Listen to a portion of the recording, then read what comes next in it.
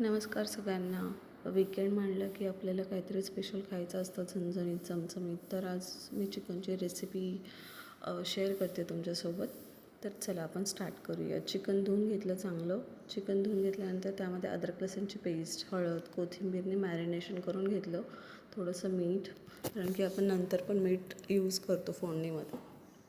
मस्त मॅरिनेट केल्यानंतर त्याला लागणारं साहित्य म्हणजे बारीक चिरलेला कांदा, कोथिंबीर, पुदिना, मीठ, अद्रक लसूणची पेस्ट, धने पावडर आणि एक खोबऱ्याची पेस्ट आहे. ती पण मी कशी बनवली ते मी तुम्हाला सांगते.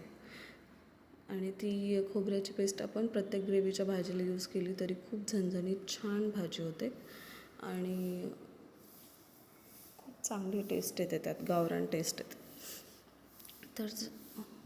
तर त्या पेस्टमध्ये होतं की खसखस, थोडेसे तीळ, थोडंसं खोबरं, परतलेला कांदा, कोथिंबीर याची पेस्ट होती आणि थोडेसे खडे मसाले, त्यात एकदम कमी खडे मसाले, कारण की जास्त खडे मसाले घातल्यानंतर चर्र होतो आणि ते चांगलं नाही लागत. तर मग नंतर फोडणीला स्टार्ट केल्यानंतर आपण तेल घालायचं. तेल थोडंसं जास्तच घालायचं कारण की तर्री हवीच. मग त्या तेलामध्ये तेल चांगलं तापलं की कांदा, अद्रक लसूणची पेस्ट, कोथिंबीर घालून मस्त परतून घ्यायचं गोल्डन ब्राऊन होईपर्यंत. मग सगळे ड्राय मसाले घालून घ्यायचे, जसं की लाल तिखट, धने पावडर, काळा मसाला. नंतर मग आपण चिकन टाकायचं मॅरिनेट केलेलं, त्याला चांगलं परतून घ्यायचं. नंतर मग ते चांगलं परतल्यानंतर मग चिकनचं पाणी सुटलं जातं, असं त्याचंच पाणी सुटलं जातं. त्यामध्ये तो मसाला घालायचा.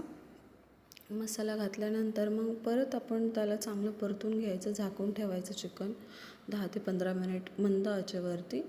म्हणजे अजून त्याला तेल सुटतं आणि खूप छान होते ग्रेव्ही मस्त. मग मी त्याला परतून घेतलं, झाकून ठेवलं, तुम्ही बघू शकता. नंतर मी पाणी कधीही ग्रेव्हीच्या भाजीला गरम पाणी यूज करायचं असतं, तरच आपल्याला तर्री चांगली भेटते.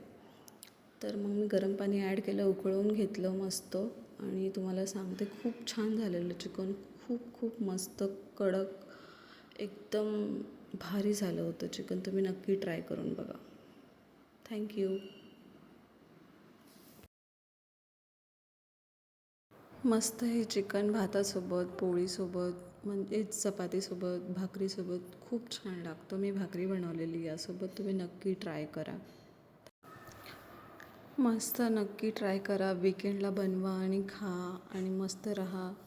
त्यामध्ये आपल्याला प्रोटीन पण भेटेल, प्लस टेस्ट पण भेटेल आणि आपलं मन पण तृप्त होईल. आणि तुम्ही नक्की माझ्यासोबत शेअर करा की कशी झालेली रेसिपी ही. थँक्यू. आणि लाईक, सबस्क्राईब आणि शेअर करा अशा छान रेसिपीजसाठी. मी अजून नॉनव्हेजच्या रेसिपी पोस्ट करत जाईल. थँक्यू.